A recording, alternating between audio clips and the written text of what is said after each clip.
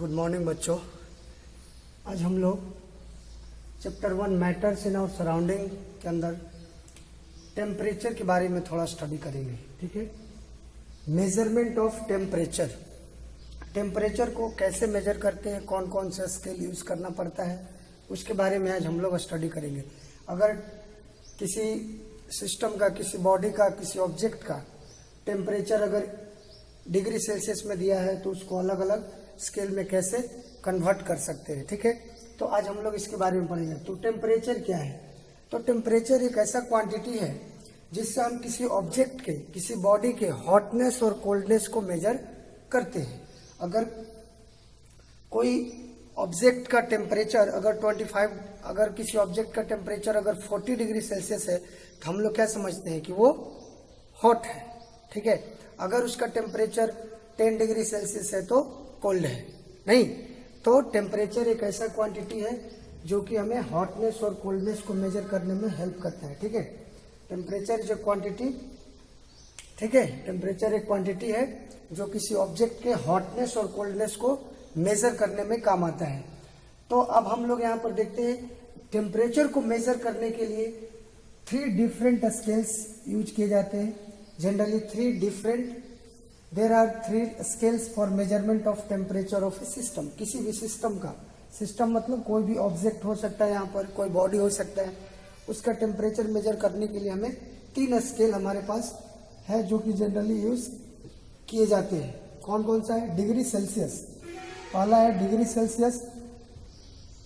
Degree Celsius को हम लोग ऐसे सिंबल के फॉर्म में लिखते हैं, डिग्री सेल्सियस। ठीक है, दूसरा है डिग्री फ़ारेनहाइट और तीसरा है केल्विन। तो केल्विन के यहाँ पर डिग्री सेल्सियस में, यहाँ पर देखो डिग्री सेल्सियस, सेल्सियस में डिग्री लगता है, इसको डिग्री पढ़ते हैं। फ़ारेनहाइट में भी डिग्री लगता है, ये देखो ये डिग्री का सिंबल है, लेकिन केल्विन में डिग्री नहीं है। तो ये 3 स्केल का नाम हमें ध्यान रखना है। अगर बात करें वाटर के बारे में,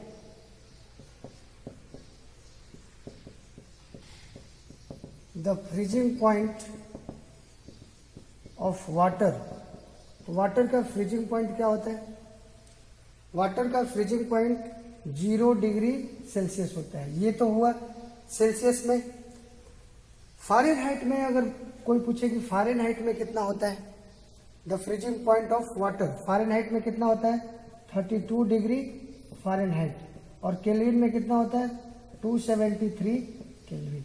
ओके, तो तीनों स्केल में अगर कोई पूछे कि फ्रीजिंग पॉइंट वाटर का बताओ, what is the freezing point of water in Fahrenheit, तो अगर फ़ारेनहाइट में पूछे तो 32 डिग्री फ़ारेनहाइट बताना है। अगर केल्विन में पूछा जाए तो 273 केल्विन। इसी तरह से अगर पूछे द बॉइलिंग पॉइंट ऑफ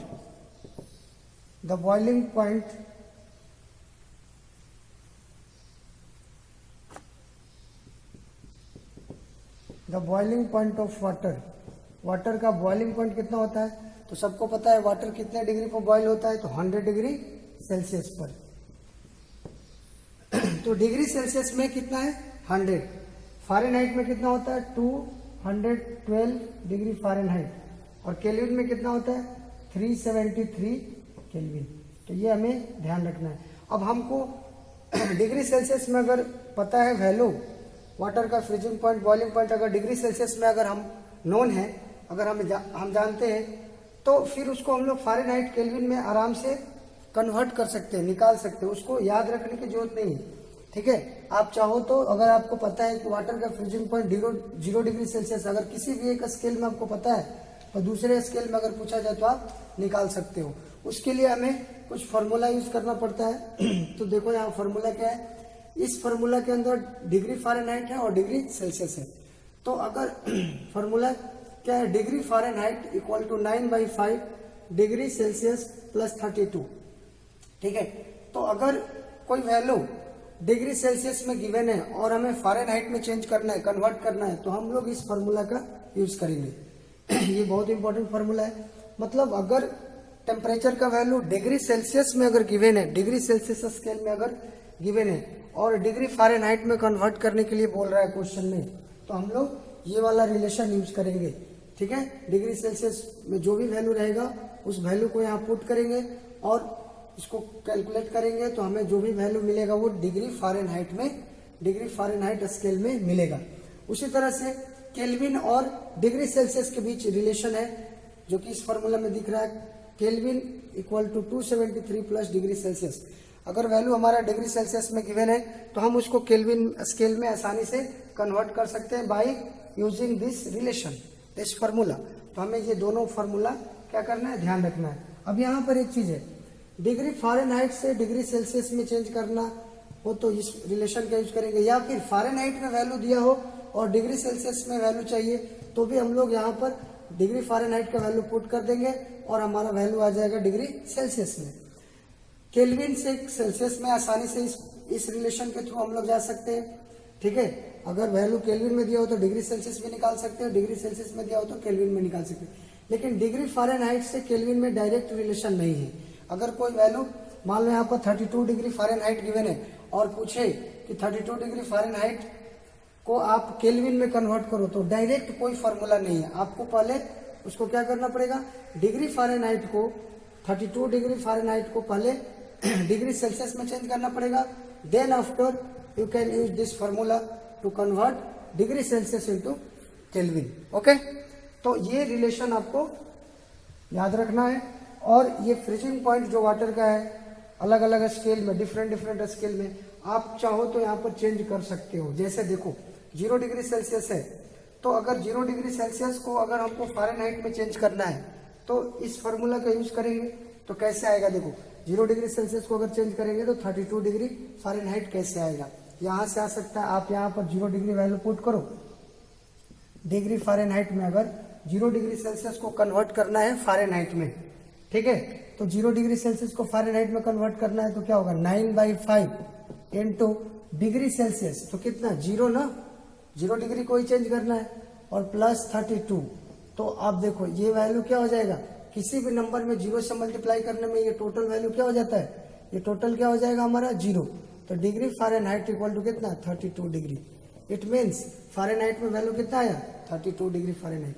आप केल्विन में भी चेंज कर सकते हो, अगर 0 डिग्री सेल्सियस को केल्विन में चेंज करना है तो इस रिलेशन का यूज करिए, जहां पर डिग्री सेल्सियस से आप 0 रखेंगे तो 273 प्लस 0 273 केल्विन ही आएगा। तो आप इस रिलेशन का यूज करके एक स्केल से दूसरे स्केल में टेम्परेचर को आप कन्वर्ट कर सकते हो। अब जैसे यहाँ पर बॉइलिंग पॉइंट वाटर का गिवन है 100 डिग्री सेल्सियस और क्वेश्चन पूछ रहा है कि what is the boiling point of water in Fahrenheit, Fahrenheit scale में वाटर का बॉइलिंग पॉइंट बताइए। तो हम क्या करेंगे, फ़ारेनहाइट में चेंज करने के लिए ये फार्मूला यूज करेंगे। तो degree Fahrenheit is equal to कितना हो जाएगा, 9/5 इंटू 100 डिग्री सेल्सियस को कन्वर्ट करना है, 100 डिग्री प्लस 32। आप इसको आप सॉल्व करिए, 20 कितना आ जाएगा, 180 प्लस 32 वैल्यू कितना आया, 212 डिग्री, ठीक है। तो फ़ारेनहाइट में वैल्यू कितना आ गया, 212 डिग्री, ठीक है। आप अगर केल्विन में चेंज करना चाहते हैं 100 डिग्री सेल्सियस को तो इस फार्मूला का यूज करिए। तो केल्विन में अगर चेंज करेंगे तो केल्विन में कितना आएगा, 273 प्लस 100 डिग्री सेल्सियस को चेंज करना था आप यहाँ 100 रखिए, वैल्यू कितना आएगा 373 केल्विन आ जाएगा। तो इस तरह से आप टेम्परेचर अगर किसी भी स्केल में गिवन हो तो आप उसको एक स्केल से दूसरे स्केल में अगर चेंज करने के लिए बोला जाए तो आप आसानी से इस रिलेशन का यूज करके आप कन्वर्ट कर सकते हो। और टेम्परेचर क्या है, किसी भी बॉडी के, किसी भी ऑब्जेक्ट के हॉटनेस और कोल्डनेस को मेजर करता है। अगर जैसे मान लो वेदर है, वेदर का अगर टेम्परेचर दिखाता है 45 डिग्री सेल्सियस तो क्या समझते हम लोग कि आज का दिन क्या होगा, हॉट होगा, गर्म दिन होगा, गर्मी ज्यादा पड़ेगी। अगर जैसे ठंड के मौसम में क्या होता है, वेदर का टेम्परेचर दिखाता है 20 डिग्री सेल्सियस या फिर हमारा 10 डिग्री सेल्सियस, इसका मतलब वेदर क्या होने वाला है, कोल्ड।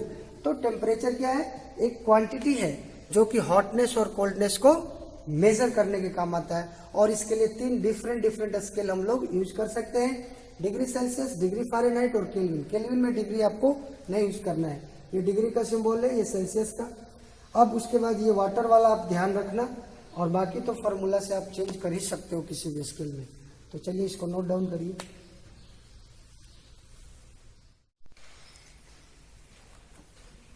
अब हम लोग देखेंगे लेटेंट हीट ऑफ फ्यूजन, या फिर इसी को हम लोग पढ़ते हैं लेटेंट हीट ऑफ मेल्टिंग। ये क्या होता है? तो मेल्टिंग तो समझ में आता है। मेल्टिंग क्या होता है? मेल्टिंग एक प्रोसेस है जिसमें कोई सॉलिड क्या होता है, लिक्विड में कन्वर्ट होता है। जैसे बोलते हैं ना आइस मेल्ट हो रहा है, मेल्टिंग मतलब पिघलना, मतलब सॉलिड जब लिक्विड में कन्वर्ट होता है तो उसी प्रोसेस को हम लोग क्या बोलते हैं, मेल्टिंग प्रोसेस।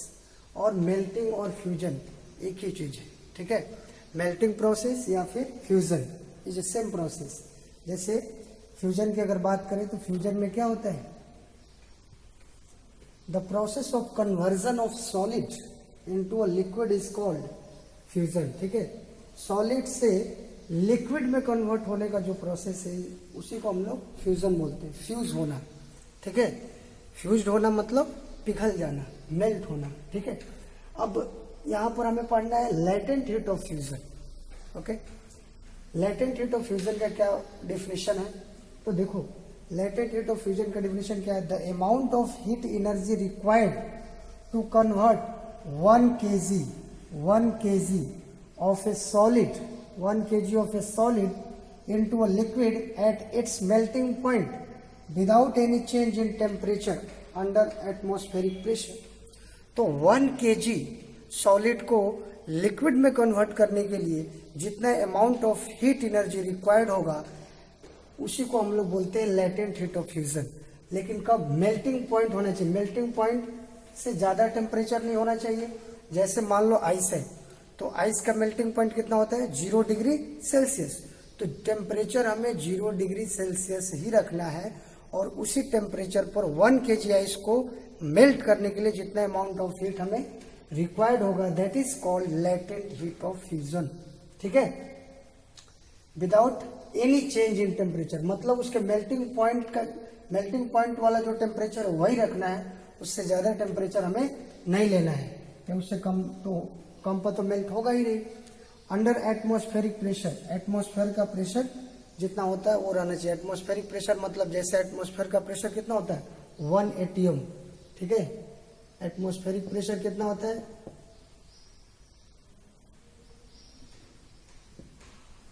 एटमॉस्फेयर का जो प्रेशर, एटमॉस्फेरिक प्रेशर उसी को बोलते हैं। जो एटमॉस्फेयर का प्रेशर होता है तो वो होता है हमारा 1 atm। atm इसका प्रेशर का यूनिट होता है, ठीक है। तो ये एटमॉस्फेयर का प्रेशर जितना होता है वही रहना चाहिए और उसमें 0 डिग्री मेल्टिंग पॉइंट होना चाहिए। किसी भी सब्सटेंस का अलग अलग सब्सटेंस का अलग अलग क्या होता है, मेल्टिंग पॉइंट।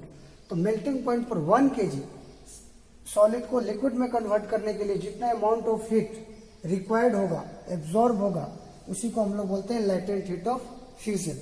इसका यूनिट क्या होता है, ऐसा unit of latent heat of fusion क्या होता है, जूल पर केजी। इसको क्या पढ़ते हैं, ये हमारा जूल का सिंबल है, जूल का सिंबल है, और ये केजी, इसको पढ़ते कैसे हैं, जूल पर किलोग्राम, ठीक है।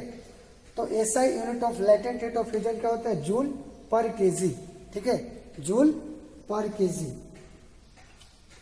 यहां पर हमारा जूल क्या हुआ, हीट का यूनिट हो गया, ठीक है, एनर्जी का यूनिट हो गया, और ये मास मतलब 1 kg सॉलिड को लिक्विड में कन्वर्ट करने के लिए जितना हीट चाहिए, जितना एनर्जी चाहिए, उसी को क्या बोलते हैं, लेटेंट हीट ऑफ फ्यूजन, ठीक है। फ्यूजन मतलब फ्यूज करने के लिए, मेल्ट करने के लिए कितने, 1 kg ही लेना है। आप अगर यहाँ पर अमाउंट चेंज नहीं कर सकते, अगर आप 10 kg ले लेंगे तो फिर 10 kg सॉलिड को अगर लिक्विड में कन्वर्ट करने के लिए जो अमाउंट ऑफ हीट की जरूरत पड़ेगी उसको हम लोग लेटेंट हीट ऑफ फ्यूजन नहीं बोलेंगे, लेटेंट हीट ऑफ फ्यूजन नहीं बोलेंगे, okay. Latent heat of fusion क्या होता है, amount of heat required to convert 1 kg इसमें इंपॉर्टेंट है, ठीक है। 1 kg ही लेना है, 1 kg सब सॉलिड को लिक्विड में कन्वर्ट करने के लिए जो हीट एनर्जी रिक्वायर्ड होता है उसी को हम लोग लेटेंट हीट बोलते हैं। अगर आप यहाँ पर अमाउंट चेंज कर देंगे, यूनिट मास नहीं लेकर के कुछ और मास ले लेंगे, फिर उसको कन्वर्ट करेंगे लिक्विड में, तो उस दौरान जो हीट एब्जॉर्ब होगा या हीट रिक्वायर्ड होगा उसको लेटेंट हीट ऑफ फ्यूजन नहीं बोला जाएगा। इसका ऐसा यूनिट आप ध्यान रखेंगे, जूल पर केजी। अब जैसे मान लीजिए आइस है, आइस हमारा क्या होता है, सॉलिड होता है, तो उसके लिए लेटेंट हीट ऑफ फ्यूजन का जो वैल्यू होता है वो होता है 3.35 इंटू 10⁵ जूल पर केजी। ओके, 3.35 इंटू 10⁵ जूल पर केजी। अब यहाँ पर बात आता है, जैसे मान लीजिए यहाँ पर 1 kg of ice eight 0 degree Celsius, melting point पर ही ये काम होना चाहिए ना। तो 1 kg आइस अगर यहाँ पर मान लो ये बकेट है हमारा, ठीक है, ये बॉक्स है, इसमें एक 1 kg आइस रखा गया है। अब इसको कन्वर्ट करना है 1 kg of water at 0 degree, temperature 0 degree Celsius ही रखना है, ठीक है। तो इस दौरान इसको हम लोग क्या करेंगे, कितना हीट देंगे कि ये वाटर में कन्वर्ट हो जाएगा, आइस क्या होगा, वाटर में कन्वर्ट हो जाएगा। 1 kg आइस को 1 kg वाटर में कन्वर्ट करना है और टेम्परेचर 0 डिग्री सेल्सियस ही रखना है, क्योंकि आइस का मेल्टिंग पॉइंट कितना होता है, 0 डिग्री सेल्सियस ही होता है। तो आप मेल्टिंग पॉइंट पर ही काम करवाएंगे, ये मेल्टिंग पॉइंट से ज्यादा टेम्परेचर आप नहीं रख सकते हैं, ठीक है। तो इस दौरान क्या हो रहा है, हीट रिक्वायर्ड कितना, इतना हीट आइस को चाहिए। अगर इतना हीट आइस को अगर हम लोग देते हैं 3.35 इंटू 10⁵ जूल, अगर हीट अगर आइस को दिया जाए, यानी कि आइस अगर ये ऑब्जर्व करता है तो ये किस में कन्वर्ट हो जाएगा, वाटर में। तो यहाँ पर जो ये हमारा हीट रिक्वायर्ड है, एब्जॉर्ब हीट, ये एब्जॉर्ब कर रहा है, यानी कि एब्जॉर्ब कितना हीट कर रहा है, इतना जूल एनर्जी एब्जॉर्ब कर रहा है, तो वो वाटर में कन्वर्ट हो जा रहा है, टेम्परेचर भी चेंज नहीं हो रहा है और प्रेशर तो एटमॉस्फेयर का रहेगा ही। तो इसलिए ये अमाउंट क्या हो गया, दिस अमाउंट ऑफ हीट या this amount of energy is called latent heat of fusion of ice. Ice के लिए ये क्या हो गया, लेटेंट हीट ऑफ फ्यूजन, ठीक है। तो ये था हमारा, तो लेटेंट हीट ऑफ फ्यूजन को डिफाइन करने के दौरान हमें ये बात ध्यान रखना है, 1 kg ही हमें इसमें इंपॉर्टेंट है। 1 kg की जगह आप कुछ दूसरा लेंगे तो फिर लेटेंट हीट वो नहीं कहलाएगा, ठीक है। यहाँ पर यूनिट मास रखना जरूरी है। तो 1 kg सॉलिड सब्सटेंस को लिक्विड में कन्वर्ट करने के लिए जितना अमाउंट ऑफ हीट रिक्वायर्ड होगा या एब्जॉर्ब होगा, उसी को हम लोग बोलते हैं latent heat of fusion of solid, ठीक है। ये सॉलिड के लिए डिफाइन होता है, क्योंकि सॉलिड ही तो लिक्विड में कन्वर्ट होता है। इसी तरह से तो आप इसको नोट करके रखिए और होमवर्क में कुछ क्वेश्चन नोट कर लीजिए। अब जैसे यहाँ पर क्वेश्चन दे रहे हैं होमवर्क में,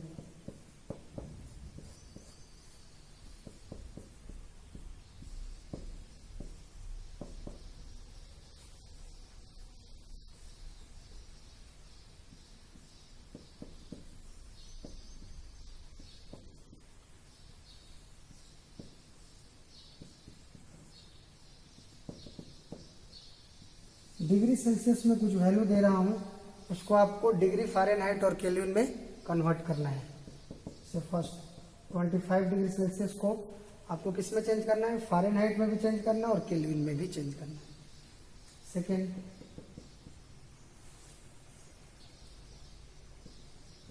40 डिग्री सेल्सियस,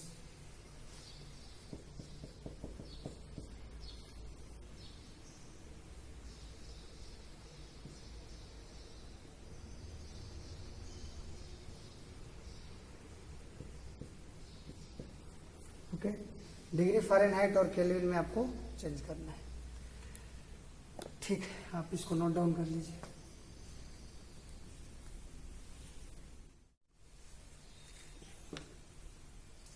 अब हम लोग देखेंगे इसके अंदर लेटेंट हीट ऑफ वेपोराइजेशन, या फिर आप इसको सिंपली बॉइलिंग बोल सकते हैं। तो इससे पहले हम लोग देखे थे लेटेंट हीट ऑफ फ्यूजन या फिर मेल्टिंग, ठीक है। तो पहले हम लोग ये समझते हैं वेपोराइजेशन क्या होता है। तो वेपोराइजेशन एक प्रोसेस है जिसमें क्या होता है, liquid converted into vapour, okay. तो vaporisation is a process to change a liquid into vapour, ठीक है।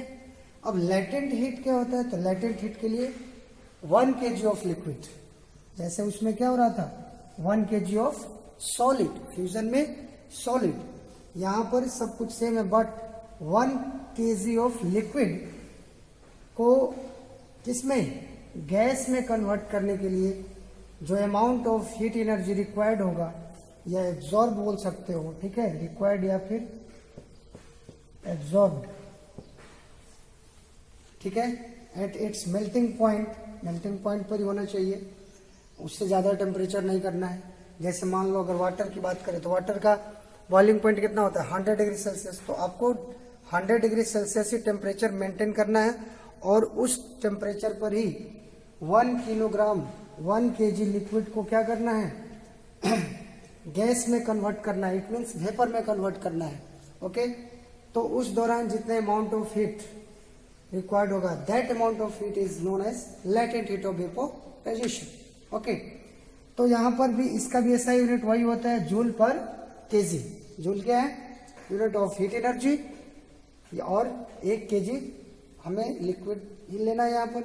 अब जैसे लेटेंट हीट ऑफ फ्यूजन में 1 kg सॉलिड लेते थे, तो फ्यूजन प्रोसेस सॉलिड के लिए होता है और वेपोराइजेशन किसके लिए? लिक्विड के लिए।